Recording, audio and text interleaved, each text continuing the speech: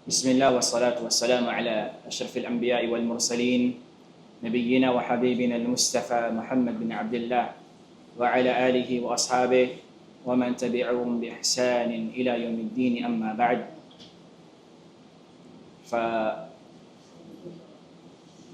السلام عليكم ورحمة الله وبركاته.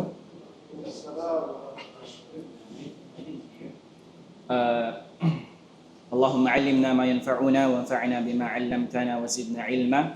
اللهم إنا نسألك علما نافعا ورزقا طيبا وعملا متقبلا. Unang-una, pasalamatan at purihin natin Allah subhanahu wa ta'ala.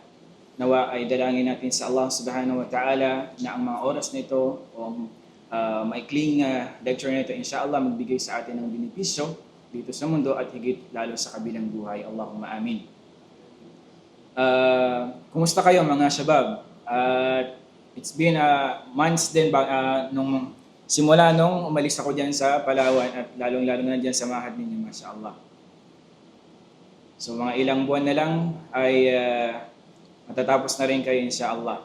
Ilang buwan na lang bang natitira sa inyo? 2 buwan, mashallah. So ilang tulog na lang yan, inshallah. At matatapos na rin kayo biidnillah. So yun.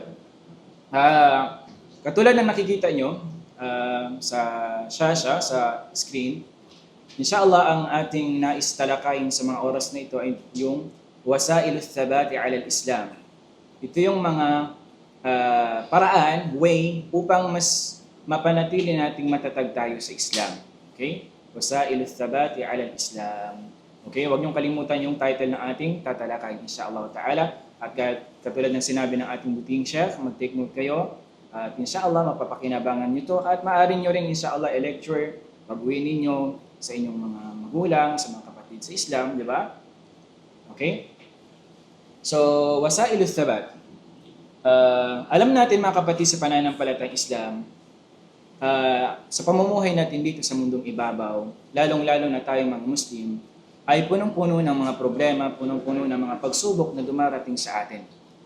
Bawat isa sa atin ay may kanyang-kanyang dumarating na pagsubok sa atin at sa pagsubok na ito, doon makikita na Allah subhanahu wa ta'ala sa parang iyon ay mas nasasala na Allah subhanahu wa ta'ala kung sino nga ba yung tunay na naniniwala sa Kanya, kung sino nga ba ang tunay na nananalig sa Kanya, kung sino nga ba ang tunay na may takot sa Allah subhanahu wa ta'ala. Di ba? So yun. Kaya bilang isang mananampalataya, para mas maging matatag pa tayo sa Islam, ay nararapat nating malaman yung mga paraan, yung mga way, nang sa gayon insyaAllah ta'ala ay hindi natin bibitawan ang Islam, ang relihiyon ng Allah subhanahu wa ta'ala kahit na anumang mga pagsubok ang dumating sa ating mga buhay. Dahil alam natin, marami sa mga, sabihin natin mga pinanganak silang mga Muslim, nagngangalan silang Muslim, pero dahil sa salat sa kaalaman at hindi nila alam yung mga wasail, paraan, para mas maging matatag sa Islam ay binibitawan nila at lil-asaf ash-shadid ang pinakamalungkot is iniiwan nila ng tuluyan yung relihiyon ng Allah subhanahu wa ta'ala. Okay? So unang-una mga kapatid sa pananampalatayang Islam, marami pong mga katibayan mula sa Quran at sa hadith ng mahal na propeta Muhammad sallallahu alaihi wasallam na tumutukoy dito sa tinatawag na thabat, yung pagiging matatag sa relihiyon ng Allah subhanahu wa ta'ala. Ilan na doon yung sinabi ng Allah subhanahu wa ta'ala, katulad na nakikita nyo sa screen, sinabi ng Allah subhanahu wa ta'ala, يُثَبِّتُ اللَّهُ الَّذِينَ آمَنُوا بِالْقَوْلِ الثَّابِتِ فِي الْحَيَاةِ الدُّنْيَا وَفِي الْآخِرَةِ وَيُضِلُّ اللَّهُ الظَّالِمِينَ وَيَفْعَلُ اللَّهُ مَا يَشَاءُ. Sinabi ng Allah subhanahu wa ta'ala, pananatilihing matatag ng Allah subhanahu wa ta'ala yung mga naniniwala sa Allah subhanahu wa ta'ala sa pamamagitan ng matatag o matibay na salita dito sa mundong ibabaw at lalo't higit doon sa kabilang buhay. Subhanallah. So ito yung kainaman ng mga naniniwala sa Allah ay gagawin silang matatag ng Allah subhanahu wa ta'ala sa pamamagitan ng kanilang mga salita dito sa mundo, ang pamumuhay nila dito sa mundo at higit siyempre doon sa araw ng paghukom. Alam natin na hindi madali ang proseso at mga marahil yung mga pagsubok doon sa libingan pa lang, at lalo't higit doon sa kabilang buhay, sa araw ng paghukom, sa araw ng pagkabuhay na muli. At sinabi pa ng Allah, karugtong na aya na yun, وَيُضِلُّ اللَّهُ الظَّالِمِينَ وَيَفْعَلُ اللَّهُ مَا يَشَاءُ. Sinabi ng Allah ay ililigaw niya yaong mga taong zalimin. Sila yaong mga taong nagmalabis sa kanilang mga sarili, nagmalabis sa pagsunod, sa pagsuway sa Allah subhanahu wa ta'ala. Hindi nila ibinigay yung hak karapatan ng Allah at hindi nila sinunod ang mahal na propeta sallallahu alaihi wasallam. وَيَفْعَلُ اللَّهُ مَا يَشَاءُ. Ang Allah subhanahu wa ta'ala ay ginagawa niya ang mga bagay na kanyang nanaisin. Okay? Gayon din, sa hadith ng mahal na propeta sallallahu alaihi wasallam na isinalaysay ni Anas bin Malik radiyallahu anhu, يقول كان رسول الله صلى الله عليه وسلم يكثر في دعائه يا مقلب القلوب ثبت قلبي على دينك قال فقلت يا رسول الله آمنا بك وبما جئت به هل تخاف علينا قال نعم إن القلوب بين إصبعين من أصابع الله يقلبها كيف يشاء. Okay? So isinalaysay ni Anas bin Malik radiyallahu anhu, يقول sa kanyang sinabi ng mahal na propeta sallallahu alaihi wasallam, yukthiru fi du'aihi. Sinabi niya, ang propeta sallallahu alaihi wasallam ay palagi siyang nagdudua sa Allah subhanahu wa ta'ala. At ano yung dinudua ng propeta Muhammad sallallahu alaihi wasallam sa Allah? Ya muqallibal qulub. O ikaw na nagbabaligtad ng mga puso. Muqallib, ibig sabihin nagbabaligtad ng puso. Thabbit qalbi ala dinik. Gawin mo nawang matatag ang aking puso sa iyong relihiyon. Dahil alam natin na ang puso ng isang tao, di ba? Alam natin ang puso ng isang tao ay oras-oras, bawat araw ay nagbabago yung emotion ng ating puso. Masaya, malungkot, di ba? At iba't iba pang mga emosyon. Qala, faqultu ya Rasulullah, sinabi niya, o ya Rasulullah, usugo na Allah, aman nabika wa bima ji'ta bihi. Naniniwala kami sa iyo at kung ano man yung daladala mo. Ibig sabihin ito yung revelation mula sa Allah subhanahu wa ta'ala. Hal takhafu alayna? Nangangamba ka ba para sa amin na baka balik ka rin o yung aming puso? Qala na'am. Sabi ng propeta Muhammad, oo, innal quluba bayna isba'aini min asabi'illah. Sabi ng Allah subhanahu wa ta'ala, sabi ng propeta Muhammad sallallahu alaihi wasallam, tunay na ang puso, ang mga puso natin ay sa pagitan, sabi niya, ng dalawang daliri ng Allah, min asabi'illah, mula sa mga daliri ng Allah, yuqallibuha kayfa yasha. Ang Allah subhanahu wa ta'ala, kayang baliktarin ito, kayfa yasha. Kung naisin ng Allah subhanahu wa ta'ala na baliktarin yung ating mga puso, ay babaliktarin ito ng Allah subhanahu wa ta'ala. Kaya bilang isang mananampalataya, ay nararapat sa ating ipanalangin itong dua na ito, isama natin lagi sa ating mga dua na patatagin tayo ng Allah sa kanyang relihiyon. Unang-una mga kapatid, sa pananampalatayang Islam na paraan para mas maging matatag tayo sa Islam. Siyempre, katulad na nakita nyo dyan, al-ilm al-shar'i, yung Islamikong kaalaman.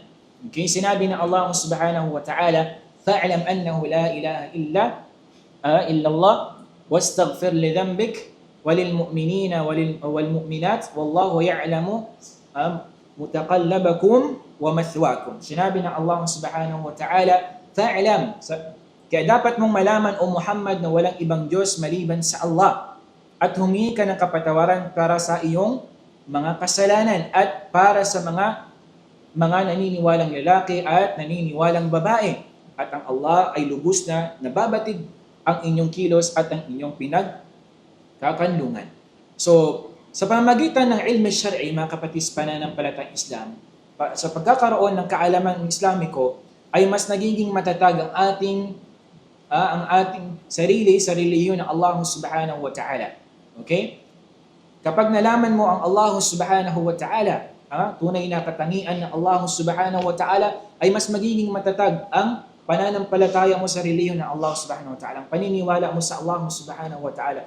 The more na nalalaman mo yung syara'i, yung mga bagay na ipinag-utos ng Allah subhanahu wa ta'ala, yung gantimpala na ipagkakaloob sa iyo ng Allah pagdating sa araw ng paghukom, ay mas nagiging matatag ang iyong pananampalataya, yung paniniwala sa Allah subhanahu wa ta'ala. Di ba? Samantala, kung ikaw ay walang kaalaman sa Islam, di ba? Mas madali mong iiwan ang relihiyon ng Allah subhanahu wa ta'ala. Di ba? Lalong-lalo na yung mga kapatid natin sa Islam, sabihin natin mga yumakap sa Islam, anong nangyayari sa kanila pagkaraan na sila ay yumakap sa Islam? Di ba? Yumayakap sila sa Islam, after a weeks, months, ay iniiwan na nila ang relihiyon ng Allah subhanahu wa ta'ala. Kapag mayroong dumating na problema katulad sa kanila, yung pamilya nila minsan ay nagiging hadlang sa kanila. Kung ikaw, sabi niya, kung magpapatuloy ka sa relihiyong iyong tinatahak ngayon, maaaring iiwan ka namin, hindi ka na itatakwil ka namin, at hindi ka namin kikilalanin bilang anak namin o kamag-anak namin. Hindi ba't mabigat iyon? Pero kung ang isang mananampalataya, mayroong siyang sapat na kaalaman sa Islam, alam niya na pagsubok lang iyon at insyaAllah malalampasan niya yun, at the more na siya ay nagtitimpik sa anumang pagsubok sa kanya at alam niya na mayroong gantimpala naghihintay sa kanya, insyaAllah ta'ala, ay mas magiging matatag siya sa kanyang relihiyong Islam. Okay? So yun yung kainaman ng mayroong kaalaman sa Islam. At gayon din, siyempre, ang taong mayroong kaalaman sa Islam, alam niyang pag-ibahin yung mga bagay na halos magkakapareho. Di ba? Yung mutasyabi na tinatawag, halos magkakapareho. Samantala, yung walang sapat na kaalaman sa Islam, hindi niya kayang ipag-tafriq, ipag-iba, ipag-separate yung mga bagay na halos magkatulad. Pero yung tunay na may kaalaman sa Islam, insyaAllah ta'ala, magiging madali sa kanya ang lahat ng bagay. Okay? So yun. Pangalawa, mga kapatid sa pananampalatayang Islam, siyempre ang dua. Okay? Ang dua. Bilang isang mananampalataya, para mas maging matatag tayo sa relihiyon ng Allah subhanahu wa ta'ala, kailangan nating magparami ng dua sa Allah subhanahu wa ta'ala. Palagi tayong manalangin sa Allah. Okay? Idua natin sa Allah subhanahu wa ta'ala. Diba? Sa ibang talata, sinabi ng Allah subhanahu wa ta'ala, وَقَالَ رَبُّكُمْ أُدْعُونِي أَسْتَجِبْ لَكُمْ. Sabi ng Allah subhanahu wa ta'ala, وَقَالَ رَبُّكُمْ, at sinabi ng inyong Panginoon, أُدْعُونِي أَسْتَجِبْ لَكُمْ. Manalangin kayo sa akin at didinggin ko. Didinggin ko ang inyong mga panalangin. Subhanallah, Allah mismo ang nagsabi, siya mismo ang nagsabi sa atin na kapag tayo ay magdudua sa Kanya, na Panginoon natin siya, tagapaglikha natin, ay didinggin ito ng Allah subhanahu wa ta'ala. Diba? Ilan rin sa mga dua na binanggit na Allah subhanahu wa ta'ala sa maluwalhating Quran, Rabbana la tuzigh qulubana ba'da idh hadaytana wa hab lana min ladunka rahma innaka antal wahhab. Sinabi ng Allah, aming Panginoon, huwag mo pong tunutang ang aming mga puso ay lumihi sa katotohanan pagkaraan na kami ay iyong napatnubayan, at igawad mo po sa amin mula sa iyong sarili ang habag, tunay na ikaw ang tagapaggawad ng habag. So yun. So marapat sa isang mananampalataya na lagi tayong magdua sa Allah subhanahu wa ta'ala. Diba? Lagi nating idua sa Allah na maging matatag tayo sa relihiyon ng Allah subhanahu wa ta'ala, at huwag niyang ilihis yung ating mga puso pagkaraan na tayo ay naniniwala sa Allah subhanahu wa ta'ala. Kasi merong iba, kaya nga sinasabi rin nila na hindi lahat din ng mga nag-aral sa Islam ay ginabayan ng Allah subhanahu wa ta'ala. Bagkus ang iba sa kanila, dahil sa mahina yung kanilang pundasyon sa relihiyon ng Allah subhanahu wa ta'ala, ay nilihis sila. At ang nangyari, ang kanilang kaalaman, kaya nga sinabi ni Sufyan al-Thawri rahimahullahu ta'ala, kung sabi niya ang kaalaman, sabi niya, ay hindi nagbenepisyo sa iyo, tunay na ito ay makakapinsala sa iyo. Kung hindi ginawa ng Allah na kapakipakinabang sa iyo, sarili ang kaalaman na iyong natutunan, magiging hindi ito makakabuti sa iyo. Okay? Kaya kailangan nating laging magdua sa Allah subhanahu wa ta'ala na patatagin niya, at huwag niyang ilihis yung ating mga puso. Huwag niyang ilihis ang ating puso tungo sa kaligawan. At marami pang mga hadith ng Propeta Muhammad sallallahu alaihi wasallam na tumutukoy dito o patungkol sa mga dua, at marami rin siyempre sa banal na Quran. Pangatlo, mga kapatid sa pananampalatayang Islam, na makakatulong sa atin para mas maging matatag tayo sa relihiyon ng Allah, at tafakkur bi ayatil Quran al-Karim, yung pagmuni-muni sa mga aya ng Quran, yung mga talata, mga verses mula sa banal na Quran. Okay? Bakit? Kasi sa parang iyon, kapag nagmuni-muni ka, mapagtatanto mo ng Allah subhanahu wa ta'ala sa ang dakilang tagapaglikha at maraming mga verses, subhanallah, di ba? ang Allah subhanahu wa ta'ala, siya ang Razzaq, siya nagbibigay ng sustain sa atin, kung si, di ba? Siya ang may makapangyarihan sa lahat, at ang Allah subhanahu wa ta'ala, subhanallah, yung gantimpala na ibibigay niya sa mga taong wa amilu salih, ay yung alladin na gumawa ng mga kabutihan, di ba? Ay maraming gantimpala naghihintay na inihanda sa kanila ng Allah subhanahu wa ta'ala. Kaya nga dito, sinabi ng prophet ng Allah subhanahu wa ta'ala, وَكُلًّا نَقُصُّ عَلَيْكَ مِنْ أَنْبَاءِ الرُّسُلِ مَا نُثَبِّتُ بِهِ فُؤَادَكَ. At bawat kasaysayan ay aming isasalaysay sa iyo, O Muhammad, mula sa balita ng mga sugo upang aming patatagin ang inyong kalooban. Bakit? Kasi ang propeta sallallahu alaihi wasallam sa kanyang kapanahunan, alam natin na samut-saring mga problema yung kanyang hinarap at pagsubok. Di ba? Kabilang na doon sa naging malaking pagsubok sa kanya is yung kanyang mga kamag-anak. Yung kanyang uncle na si Abu Lahab, sila Abu Jahal, di ba? At yung iba pang mga Quraysh, na kufar ng Quraysh, na kinalaban nila mismo ang propeta sallallahu alaihi wasallam, di ba? Pero ang Allah subhanahu wa ta'ala, sinabi niya, sinalaysay kay Propeta Muhammad yung mga balita ng mga naunang sugo para sa anong dahilan? Para iparealize kay Propeta Muhammad sallallahu alaihi wasallam na hindi lang siya yung nakakaranas ng ganitong mga pagsubok bagkos, yung mga naunang nasyon din sa panahon ni Propeta Nuh alaihi salatu wassalam, ni Ibrahim alaihi salatu wassalam, ni Isa alaihi salatu wassalam, ay mayroon din silang mga pagsubok na mabigat na kinaharap. Pero magkagayon pa man, sila ay naging matatag sa relihiyon ng Allah subhanahu wa ta'ala at nagpatuloy sila kung ano yung pinagutos sa kanila ng Allah subhanahu wa ta'ala. So tayo bilang isang mananampalataya, magbigay tayo ng time natin sa ating mga sarili na basahin at pagmuni-munihan yung mga talata ng banal na Quran. Subhanallah, ito ay naglalaman ng kaalaman at insyaAllah, naglalaman din ng mga paraan na mas magiging matatag tayo sa relihiyon ng Allah subhanahu wa ta'ala. Pang-apat, mga kapatid sa pananampalatayang Islam, as-suhbatus salihah. Yung pagkakaroon natin ng mabuting kasama o kaibigan. Bakit? So sa parang ito, siyempre, kapag mayroon kang kaibigan sa Islam na mabuti, araw-araw, di ba? Kung ikaw ay mayroong kalungkutan, mayroong kang mga problema sa pamilya mo, sa asawa mo, sa mga anak mo, nandiyan yung kapatid sa Islam, subhanallah.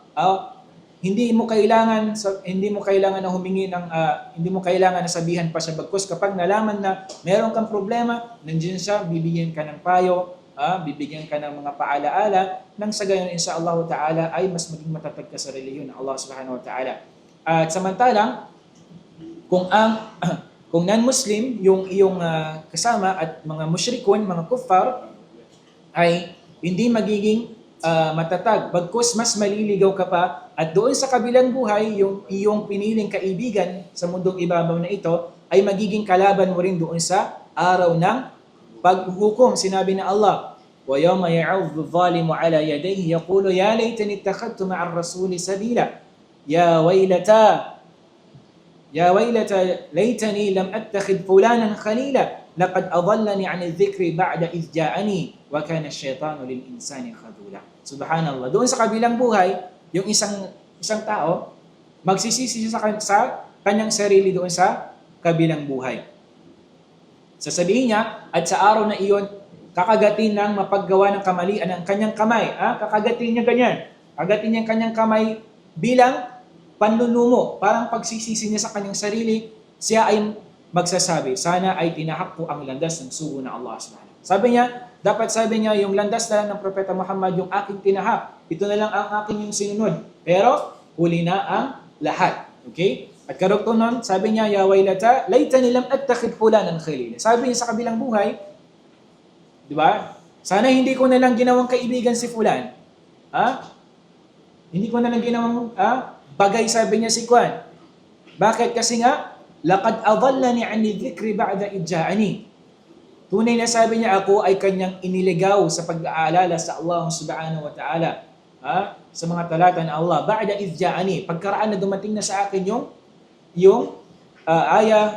revelasyon mula kay Propeta Muhammad sallallahu alaihi wasallam, di ba? Wa kana shaytanu lil insani khadula. Tunay na ang shaytan ay matinding kaaway ng mga Muslimon. Kahit ikaw bilang isang mananampalataya, piliin mo kung sino ang iyong kakaibiganin. Kaya nga sinabi ng Propeta Muhammad sa ibang hadith na kailangan piliin natin yung mabuting kaibigan. Sa gayon, inshallah ta'ala, ay siya yung magiging paraan din para mas maging matatag tayo sa relihiyon ng Allah subhanahu wa ta'ala. Pangalima, mga kapatid sa pananampalatayang Islam, at ta'ammul fi ma a'addahu Allah min na'imin fil jannati wa 'adabin fin nar. Yung ta'ammul, ibig sabihin yung bulay-bulay, magtafakkur sa mga inihanda na Allah subhanahu wa ta'ala mula sa mga kabutihan, sa mga gantimpala sa paraiso, at kung ano yung inihanda ng Allah para sa mga taong sumuway sa Kanya doon sa yung kaparusahan doon sa para sa impyerno ng Allah subhanahu wa ta'ala. Sa parang yun, mga kapatid sa pananampalatayang Islam, kapag lagi mong iniisip ng Allah subhanahu wa ta'ala, kapag hindi mo ginawa ang iyong mga wajibat, ang iyong mga obligasyon sa Allah, obligasyon mo bilang alipin na Allah subhanahu wa ta'ala, ay mas magiging matatag ka sa relihiyon ng Allah. Bakit? Dahil alam mo, kapag hindi mo ginawa iyon, ay mayroong kaparusahan naghihintay sa iyo. Samantalang kung gagawin mo yun, insyaAllah ta'ala, pag susumikapan mo sa abot ng iyong makakaya, ay mayroong gantimpala na Jannah na naghihintay sa iyo doon sa araw ng pagkabuhay na muli. Sinabi ng Allah subhanahu wa ta'ala, innal ladhina amanu wa 'amilus salihat kanat lahum jannatul firdausi nuzula. Subhanallah. Katotohanan, sabi ng Allah, yung mga naniwala at gumawa ng gawaing matuwid, sila ay magkakaroon ng mga hardin ng Firdaus, paraiso doon sa kabilang buhay. Kung tatanungin natin, wala namang ni isa sa atin na ayaw ng paraiso ng Allah. Bawat isa sa atin nais ng paraiso ng Allah. Pero kung gusto mo ng paraiso ng Allah, gumawa ka ng mga ibada, pinag-utos ng Allah na magiging daan insyaAllah ta'ala na ikakapasok natin doon. Allahumma ja'alna min ahlil jannah. Nawa ay ibilang tayo ng Allah sa mga taong maninirahan doon sa kanyang paraiso. So yan, panglima. Pang-anim, mga kapatid sa pananampalatayang Islam, dhikrullahi ta'ala. Yung pag-aalala natin sa Allah subhanahu wa ta'ala. Sabi ng Allah subhanahu wa ta'ala, ya ayyuhalladhina amanu idha laqitum fi'atan fathbutu wadhkurullaha kathira la'allakum tuflihun. O kayong mga naniwala, kapag iyong makakasagupa ang hukbong sandatahan ng inyong mga kaaway, tumindig kayo ng matatag at inyong alalahanin ng Allah sa tuwina, palagian, upang sakali kayo ay magsipagtagumpay sa inyong mga mabubuting layunin. Subhanallah. Sa pamparaan ng pagzikr sa Allah, ay mas gagawin tayo ng Allah na matibay, magiging matatag sa relihiyon ng Allah subhanahu wa ta'ala.